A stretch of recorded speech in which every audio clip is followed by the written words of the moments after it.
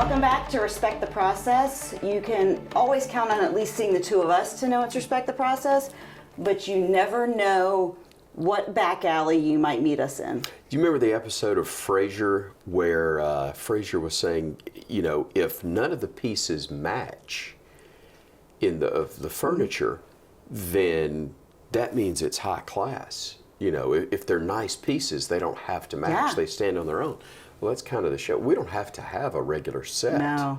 It's wherever we go. That's why they do this. That's They know right. we're the one show that we are going to just, we're going to deliver 100% Exactly every right. show, regardless of where they put us. We have great teammates, and we're thankful for it. We do. I mean, again, look, they still are able to come up with all this.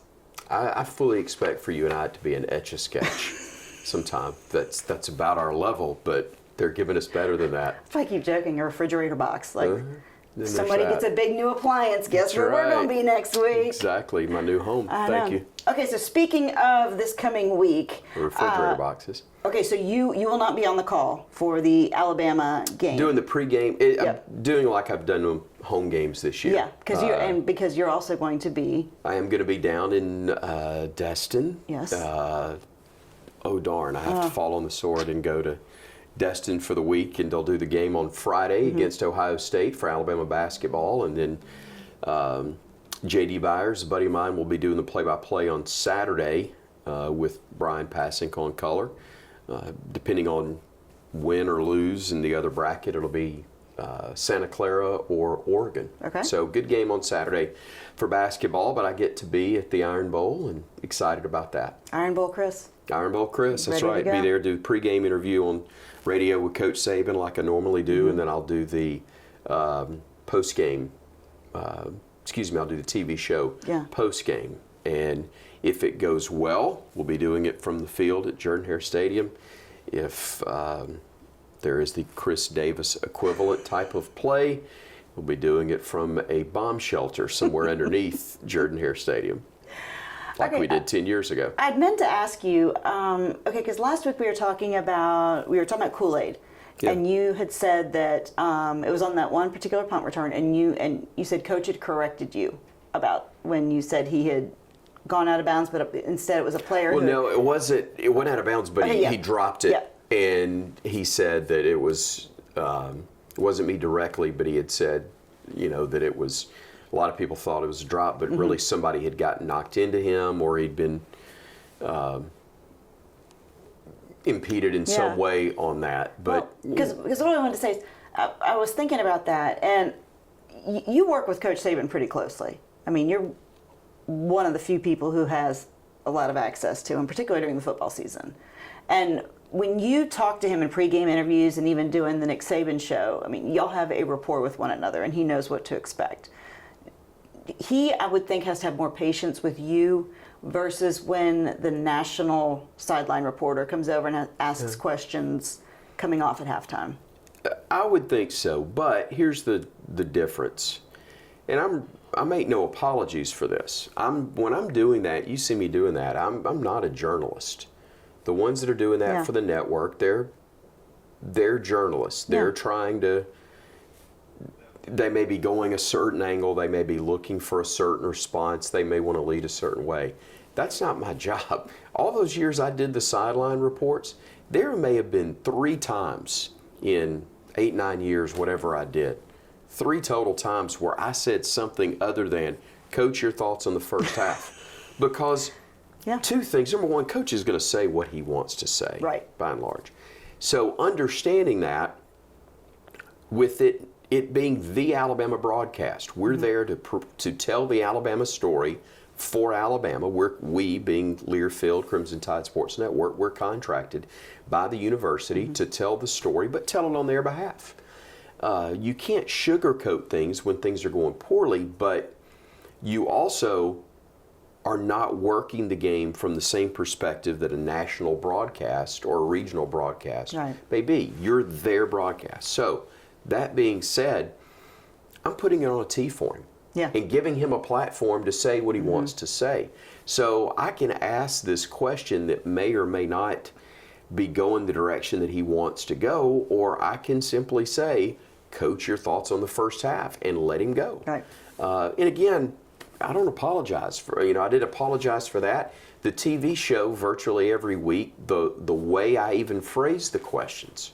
If you put together, for lack of a better term, a highlight tape of my work on there, it would be almost the same thing every week. And again, I make no apologies for that. He knows what to expect from me. He knows that I understand it's his show, it's not mine. I'm not trying to throw curveballs. Occasionally I'll vary subtly, but it's always done in a way for him to tell the story the way he wants to, and especially to try to put a positive angle on what's taking place. People aren't stupid. You can't say that something was great when it wasn't, but at the same time, you can get from him an educated answer, the most educated answer, on why things didn't go well. And really just by asking his thoughts too, because, and I wasn't bringing it up for any specific reason. I just had thought about that, and then you have the Holly Rose and that have come over, and it's not always a pleasant exchange back and forth. But then again, they're asking him, as you said, more objective and sometimes more critical questions than what you are. And Coach will be the first to admit now, when he has an agenda and he has in mind what he wants to say, it doesn't matter what you ask him. He's going to say, but, and this is truth, I've joked about this before, you could say something along the lines of, Coach, isn't it a beautiful blue sky today? Well, I don't care how red the sun is. That's right. He's going to go where he wants to go. Now, is he slightly calmer, more I'm not even sure. Himself or at ease. Like, I think that's happened over time. Yeah, absolutely. Okay. There's less of an edge. There's not less of a desire to win. There's not less of a desire to get his message across. But there are areas where he is far more patient than he used to be. And he'll let things slide just a bit, at least on camera. And I'm not saying there haven't been times over the years where I've maybe gone a route or two that he hadn't hesitated to stop tape and tell me I went the wrong route. That's happened less than a handful of times on all these years, and hadn't happened in quite a while. But it's not his responsibility to do the show the way I want to do it. It's my responsibility to make it as easy as possible for him to do it the way he wants to. We've got some guidelines, we've got some things that he knows we're going to try to get in every week in a certain way. We'll go about it. But again, it's not brain surgery. I'm not trying to figure out who shot Kennedy. I'm not dealing with any of that stuff. It's trying to let him give his message to his people. And that's my job to help facilitate that as easily as I can. And not trying to trip him up or slide in a fast one or anything. Okay, last week's game versus Chattanooga. We had a punt return for a touchdown. We did indeed. Roll Tide. And pretty much everyone answered the bell. They did what they were supposed to, and as you said, it was the starters did what they were supposed to. The backups were able to come in. Everyone was able to get some time on the field for the most part. It was a beautiful day, fantastic weather. I ran into no fewer than 25 people who told me, hey, it's my first time at a ball game. And we talked about all that last week. It's, there'd be a lot of people like that. There are a lot of people that brought their kids that may go to games on a regular basis and even work at Alabama and work in athletics, but they never bring their kids because it's crazy. Tough. But there are a lot of families there. Was it near capacity? No. Was there as much of a student attendance as there normally is? No. That's okay. But the people that were there aren't going to forget it. Chattanooga's kids got an experience that they will always talk about. And most importantly, Alabama played well, got out of there healthy. I thought it was terrific that the frontline guys played at the level they did, so that those backups could get in and get their opportunity. And guys got snaps that probably never have. and never will again. Yeah. So I went to a mid-major. I went to Miami University in Oxford, Ohio. And I remember talking to one of the football players one time, asking them what the difference was between when you have a mid-major or even a small school playing the likes of an Alabama. And he said, ones versus ones, most times we're pretty even. Yeah. However, when the next 11 come in and they're still ones versus our ones, he said that is where a lot of the drop-off is, because we just don't have the depth of talent that Alabama does, because as we said, even when the starters came off the field, the next ones up were still able to, as we said, answer the bell. And how many times have we seen it, heard Coach Saban talk about it, that the best competition his team would get over the course of a year was in practice, Monday through Thursday. The number of guys, especially in the 20 teens, in the midst of all those championships, and obviously still playing and winning a West as they did this year. But you've got future NFL linemen on both sides of the ball going against each other, future NFL quarterbacks and DBs facing NFL secondary guys. It's a great challenge. It's where they actually get better, and it's why Coach talks about, if you're looking for playing time, go somewhere else. If you're looking to compete to be better day after day so that you can be everything you want to be and be ready for the next level, if you're talented enough and you're willing to put the work in, then come to Alabama. If you don't want to compete on a day in, day out basis, Alabama's not for you. But if you're willing to do that, you got an opportunity, and you're going to know who you are by the time you finish your 3 years or 4 years at Alabama. I have this vision of Cedric, Coach Saban's back guy. Yeah. First of all, having to go to Home Depot and buy all the rat traps that were on the shelf, and now I have this vision of him like trying to figure where he left them all, picking them up without them snapping on him, because I have to imagine the traps are gone. Traps are gone. I got a feeling those were managers. Probably. Although I like Cedric, I love the image of Cedric going to Home Depot. Though. That's a good one. Just clearing off the shelf and putting them on his cart. That is good. And then the hype guy in the background afterwards against Kentucky. That was really good. That kept running over and over. Still saw one as early as today, or as recently as today. Those are good. But the rat traps are gone. Yep. And that is the thing about this week is, Coach may have had to talk a little bit after Auburn dropped their game against New Mexico State, but not to the veterans, not anybody that's been around for any length of time, especially kids that grew up in the state that know the history of the rivalry. I had the chance to speak to the Monday Morning Quarterback Club in Birmingham today, and along with Andy Burcham, and I said, don't think that most of us were fooled by that. Y'all, that was cruel the way y'all tried to sucker our guys into believing that, that you're not any good, because I know exactly what you'll play like on Saturday down on the plains. They do it all the time, especially down there. Well, and today Coach Saban specifically said in his press conference on Monday that the ability to stop the run is going to be critical. They're going to be physical up front on the line of scrimmage, and play really good technique, because this is, it's an important game. Sure. It's a big game. But would you say that Alabama fans are nervous, or what is a better word to describe how Alabama fans feel about having to play in Jordan-Hare again? If you're smart, you're nervous. Because of the things I talked about, and also the fact that Auburn looked really good for the 3 weeks before this last ball game. Look, Coach Saban dealt with this his first year. Most coaches deal with it the first year. The worst thing that can happen to some teams is having success, because they think they've got it figured out, and they find out they really don't, if they don't take care of business week in and week out. And week in and week out means Monday through Thursday, or Monday through Friday before you get to Saturday. So I think that's a huge teaching deal. The thing is, by the time practice wraps up today down at Auburn, they're done with New Mexico State.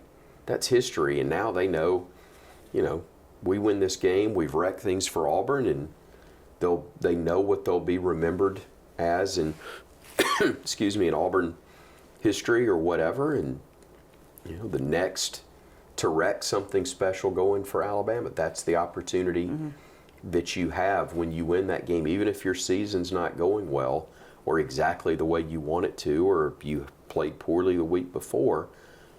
I remember, Alabama lost to Memphis before Memphis was any good. I think maybe it was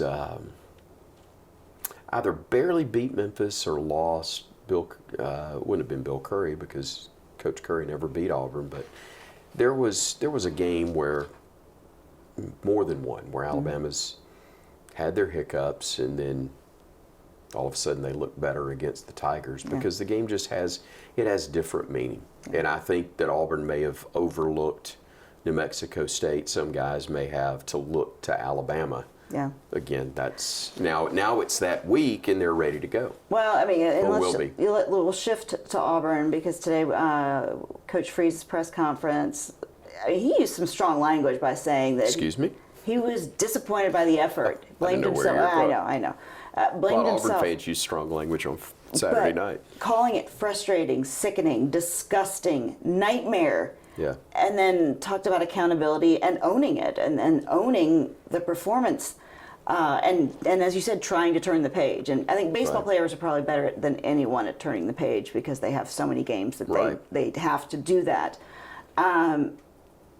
But that was about as bad as you could imagine down. And you imagine if they had recruits there too. Well, of course. Yeah. But see, I always think that that's an easy sell, because you go, here, you see why we need you here? Yeah, I guess. You can use, that's an easy flip of things. Yeah. Do you see why we need you so badly here? And, so I don't think that is that big of an issue from a recruiting standpoint. I just don't think one kid, one visit for a New Mexico State game is going to be, that many would be swayed. Certainly not somebody that's a major difference maker for you. That all being said, I don't think New Mexico State is a horrible football team. By no means. They came in there, and it's not like they lost to a 3-8 team. They lost to an 8-3 team that, granted, it's New Mexico State. Auburn should not lose to them. I get that, but it's not a horrible football team that they lost to. Auburn played horribly. Yeah. But they're not a horrible team. No, but and Freeze said that he saw it in practice Wednesday and Thursday, and then even specifically saying he told his wife on Saturday that he's like, I don't think we're ready for this football game. Yeah. And obviously this is his first year. Mm-hmm. This is not technically his team yet, in terms of all of the players that he's working with right now. But I just, not the way. Again, you want to get the mindset ready to take on a team that has been in Alabama improving every week. Again, now, not that I'm trying to sugarcoat what happened, and as an Alabama guy, I think you are trying to sugarcoat it. I will remind you that Alabama, Nick Saban lost to Louisiana Monroe his first year. I do remember that, yes. So that was not as good a team as the one that Auburn lost to at home. Different circumstances, and I'm not sitting here telling you that I think Auburn's about to go on a historic run over the next 15 years. I'm simply saying that it can happen, especially in year one. If this is year 3 and you lose that ball game, then you got concerns. Right. You're unhappy about it, but again, you win this ball game Saturday against Alabama, you think they're going to care? You've righted every wrong. It's not going to matter in the least. Freeze went on to say that, pretty much the same thing Saban said, that they're going to have to establish the run game in order to have any success. Yeah. So that looks like where that is going to be. Take pressure off the quarterback. Because they don't have the talent there to hang it on the quarterback's neck and ride him to a win. So they better get some balance and find a way to slow Alabama down. If they give up 31 to New Mexico State, then you would think Alabama has an opportunity to be even more successful offensively, but there's absolutely no guarantee that'd be it. I'm curious because we have heard that this is the 10-year anniversary Yeah, I've heard of the that. kick six.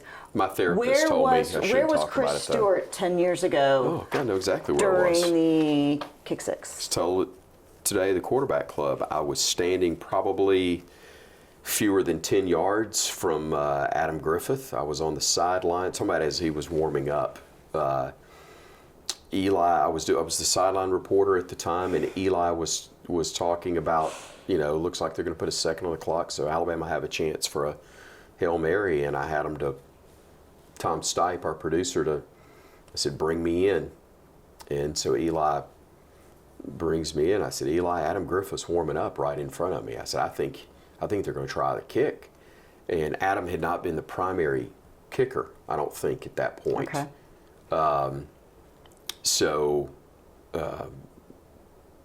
But he would handle the longer kicks, and so he's lined up. And the angle that I had, I remember trying to use the body English to try to turn the kick left because it was a little bit right. Yeah, when you lean for him. Yeah, I was trying to lean it to the left and get it through, and saw it wasn't. And I hear Eli describe, that Davis is underneath, and he catches it. You're not that concerned as he starts to bring it back initially. But I remember audibly, I'm not on air for this, thank goodness, but I remember audibly saying, get him on the ground, get him on the ground, get him on the ground. Mm-hmm. And there was a massive humanity between me and where Chris Davis got to the sideline that was players from both teams, and I couldn't see him. And I assumed in a second's time, I assumed they forced him out of bounds because it was the opposite side of the field from what I was on. It was on the Auburn sideline. And I remember going, get him on the ground, get him on the ground, get him on the ground. Whew, got him out of bounds. And then all of a sudden, there's that pile of people still here. Yeah. And I see one guy in blue coming down the sideline with a football. And I remember going, no, hell, they didn't. and he's still going. And forgive me, but I said, I'm getting the hell out of here. And I headed for the locker room. And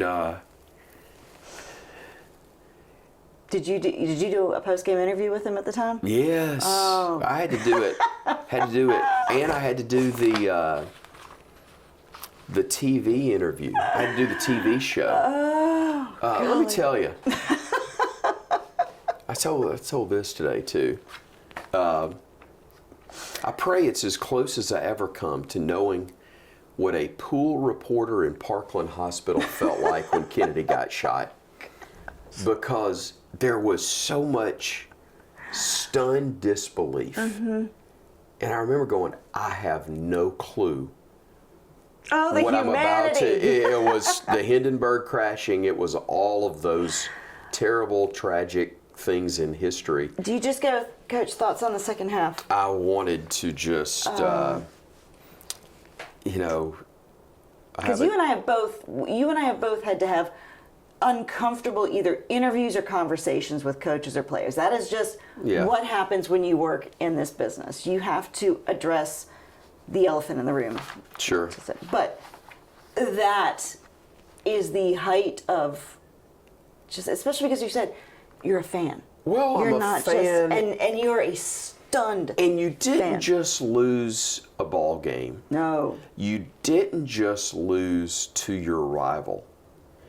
You lost to your rival in the most bizarre manner you possibly could. Didn't think it was possible even. And it kept you from history. Because back then you only had two teams that got in to the championship. It was only the next year that we went to 4 teams, which is amazing because think about this. If we did, Alabama and Auburn probably would have played in Pasadena for the national championship. That's nuts. That is nuts. Alabama and Auburn at the Rose Bowl for a national title? That would have been absurd. Can you imagine? It would have made no sense. No. The fights that would have taken place. Southern California wouldn't have even known what to. If planes had been able to fly all the way across country, Alabama and Auburn fans, trying to get there for the title game. Oh, it'd been terrible. I can't even. So anyway, it still wouldn't have been as bad as not getting to play for it. But it was crazy. And then doing the show afterwards with Coach, he was phenomenal. I mean, he's a professional. He was great. I was a wreck. I have no clue what I asked or how. He's not Bobby Knight, who would have just gotten up and left because... And would have made my life miserable in the Right. process no matter what I did. He was very, very poised, analytical, handled it incredibly well. Me, on the other hand, I was a mess. That's one of those for those was a mess. those of us who are either a fan or have lived in the state. It's you will never forget where you were when. No doubt. Because at that point, I think I had 3 2-year-olds and a 5-year-old, and they needed baths, and my husband was like, "I want to give the kids a damn bath." I was like, "I'm gonna go make sure the kids are okay." Yeah, I'm gonna go make sure that I do still hear them. Yeah. I want to make sure. It was not fun. It's I just that is you are a true professional to be able to. I will tell you what I do, especially looking back on it now, and with what's transpired. About 3 days after the fact, I reached out to Rod Bramlett, of course, and I said, "I'm sick that it happened, but as your friend, I'm so thankful for you that you did the moment justice." And that was a broadcast coming on the heels 2 weeks earlier of the Georgia, the prayer at Jordan-Hare. Yep. Rod, we had no way of knowing that we're going to lose he and Paula so tragically and fairly soon after that. But his legacy was cemented. Oh. There always will be that. Jim always had some great calls and some monumental calls in the rivalry, but that became Rod. Rod was truly the voice of the Auburn Tigers after that.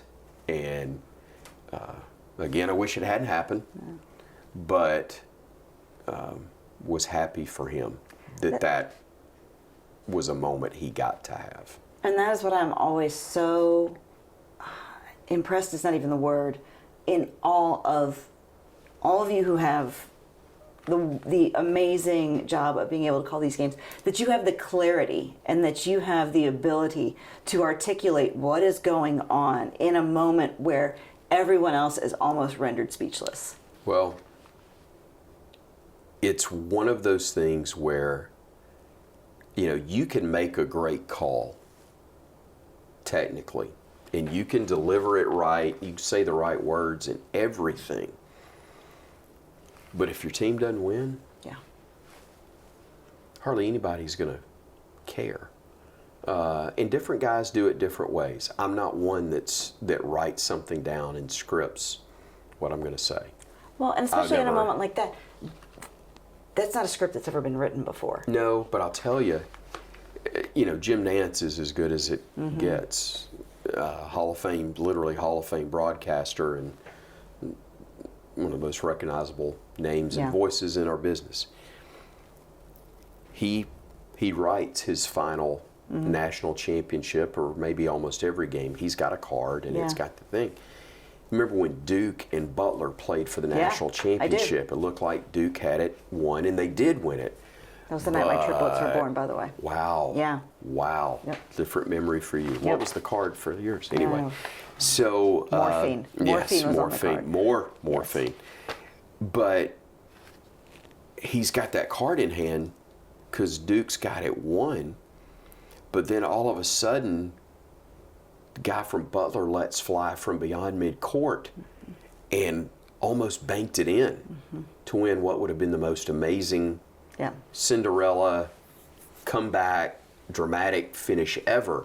And you could tell he's almost like grabbing for the other card for a split second, and then also realizing that card may not fit the moment. Right, exactly. So for me, it's part of the challenge. Yeah.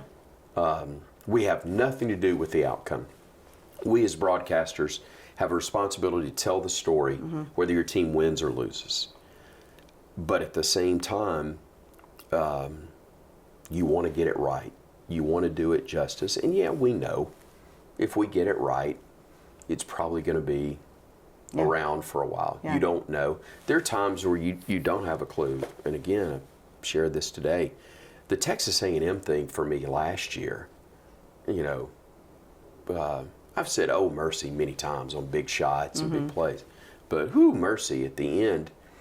And let's get out of here. Let's get out of here. Literally just came out of my mouth because it's how I felt. We'd survive. We're supposed to beat them 100 because we had we're better than A&M and the stuff that had happened with Jimbo and Coach during the off season because of Jimbo's mouth. I had said with no apologies, I wanted to beat them by 100 and then I wanted to go for 2 after we went up 100. And then onside kick it if there was time left on the clock to try to get one more. You couldn't beat them bad enough. And now here we were on the verge of possibly losing. And thank God, you hang on, you win, you get that result.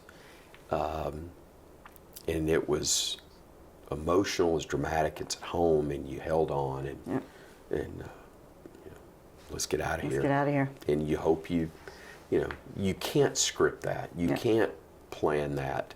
You hope you get it right. But, the last year, the LSU game, Bryce Young makes this phenomenal play late in the ball game, late fourth quarter. I can't remember exactly where it was on the clock. But he must have run out of the grasp of about 5 or 6 guys that just had him.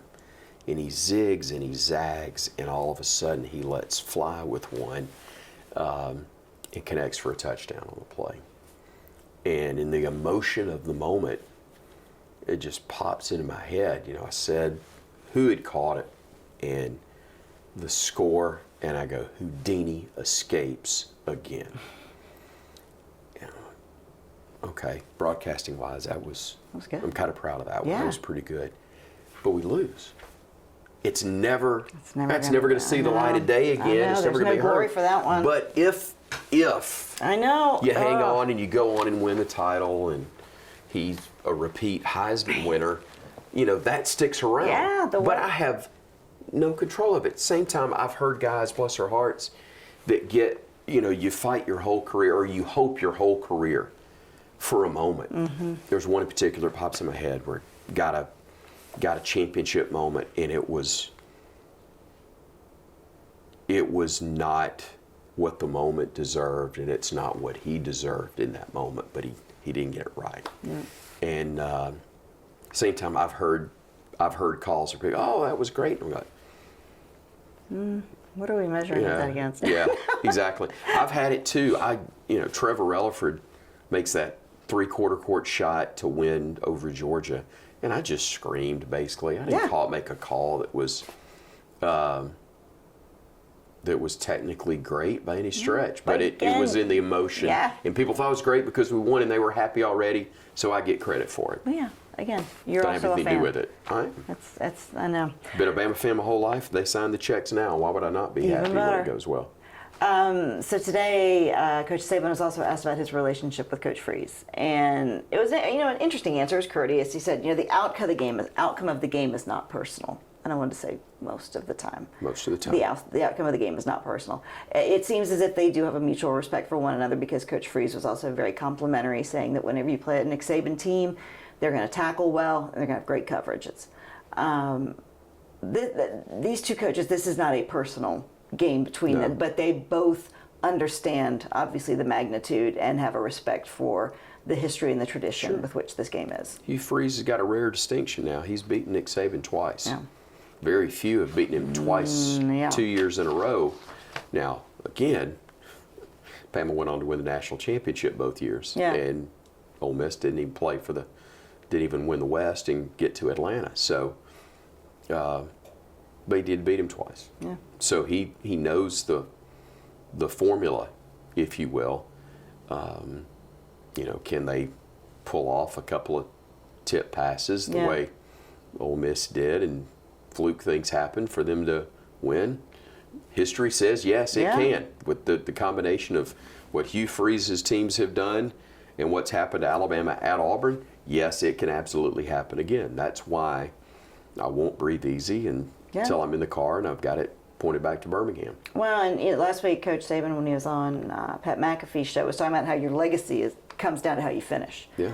And I mean, the first thing I thought of was my beloved Atlanta Braves, who led Major League Baseball in wins this season. Sure. And then, floundered out in the first round of the playoffs. Right. So for this team, I mean, truly their legacy is they are continuing to dig themselves out and create, a team that, unlike that we have seen really in recent years, where we have watched this team grow throughout the season and not just go and slaughter opponents. No, I agree with you. And that's another reason why, on a long list of reasons why I want to see them win this game, is so that they can go to Atlanta, represent the West, and know if you beat Georgia, you're going to have a legitimate claim to being one of the four. Yeah.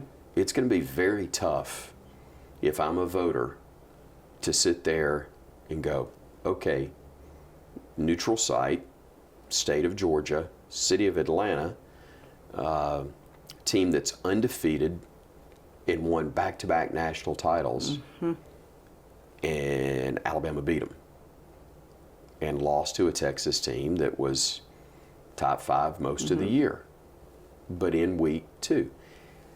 Again, there's a lot of teams that'll be able to make an argument, depending on how things play out. Yeah. The loser of Ohio State, Michigan, if it's a tight ball game. Florida State sitting there with no losses, but no quarterback that had led them there. Yeah. Can they finish it off, stay perfect, and still have an unblemished record, but everybody under the sun know that they're not the same football team? Yeah. How do you come up with your 4? Right. That's a tough thing. And Alabama, should they beat Georgia, would have a legitimate claim if they take care of business Saturday. Yep. Does Little Debbie's have a sponsorship with Nick Saban? Because if not, they are missing out on a giant opportunity. I don't. Here's the thing. We know Affleck. They've probably feel like, we've gotten all this publicity anyway. I mean, they're Little Debbie's. So. Yeah, Will Ferrell, Little Debbie. Exactly. But, if I'm in charge of marketing, I'm at least spending that money in Alabama. He talks about everywhere he goes. He talks about it. He's like, I have 2 for breakfast. The best part was when he first used to talk about it. He goes, "Yeah, that's what I have. It's the first thing I do every day is eat 2 Little Debbies and let the dog drink a day-old cup of coffee." He goes, "Because it puts me in a bad mood." And it gave him he'd have a sadistic grin, and it was awesome. Yeah. Awesome. Okay, so we've got a pretty healthy, no significant. As of our conversation. Yeah, no significant. Yeah, hopefully it stays that way and healthy and go ahead and take care of business. I know, 2:30 kickoff this weekend. Right now, as of beginning of the week, Alabama is a double-digit favorite going into the game. I mean, I think that doesn't surprise anybody. And also, even AP poll, no changes when the CFP comes out tomorrow night, on Tuesday night. No changes Probably anticipated. Really, everything's going to come down to this weekend with rivalry. You did it. You said rivalry weekend. That's very good. With that coming, there will be changes. There have to be. Yeah, it's going to be.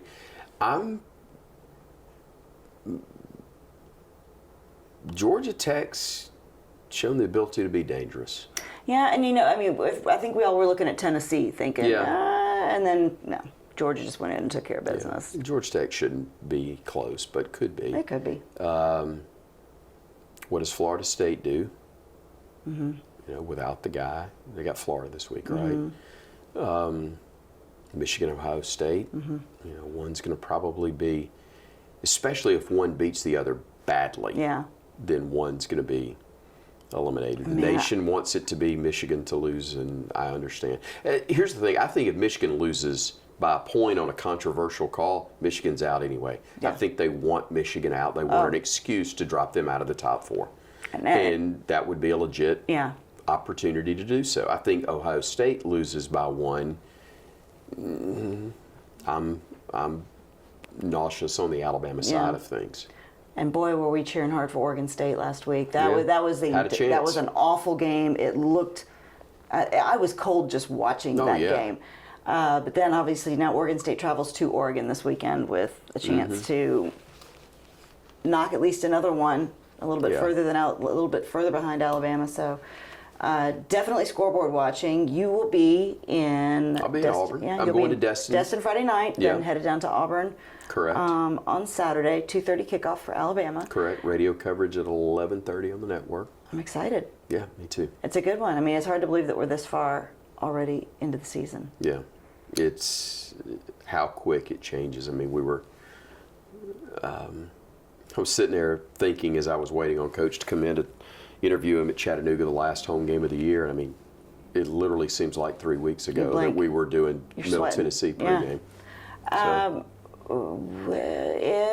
If Jalen Milroe has an outstanding game this weekend, does that punch his ticket to New York, or is it going to have to be in the SEC championship? I think 2 weeks. Yeah. I think 2. But I think if he plays at the level he has been, and he does it against Georgia, and gets Alabama in the playoff, I think he's got a great chance. Talk about the turnaround that would be. And that's part of the storyline. That's part of why I think it happens. From the GOAT to the hero. So, okay, well, it is always fun. I love it. I'm glad that we were able to get this in studio together because we were talking about possibly having to beam you in from the beach. But hey, go.